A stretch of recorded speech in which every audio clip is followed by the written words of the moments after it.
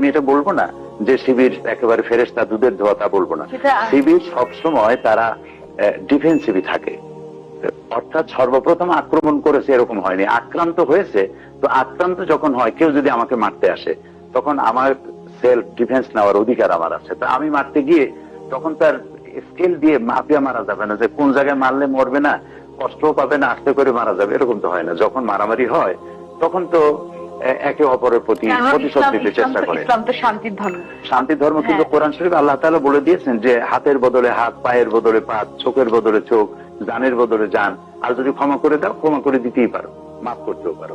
এটা ঈসা আলাইহিস সালাম যেমন বলেছেন, কেউ যদি এক থাপ্পড় মারে তাহলে আর এক গাল পেতে দাও। মুহাম্মদ সাল্লাল্লাহু আলাইহি ওয়াসাল্লাম তা বলেন নাই। শরীয়ত ভেরি করেছে, এখানে এসে শরীয়ত পূর্ণ হয়েছে। আল্লাহ তাআলা অধিকার দিয়েছে, কেউ যদি তোমাকে ঘরের থেকে বের করে দেয়, তুমি তাকে ঘর থেকে বের করে দাও। তোমার হাত কাটলে তার হাত কাটো, তোমার পা কাটলে তার পাও কাটো, তোমার জান নিলে তারও জান না, এর অধিকার আছে।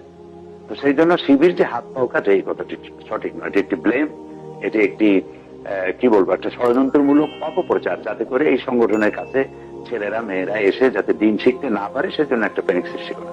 আপনি মনে করছেন যে ছাত্র শিবিরের ছেলেরা সাধারণত এই হাত পা কাটে না? আমি তাই মনে করি। আপনি তাই মনে করেন? আচ্ছা।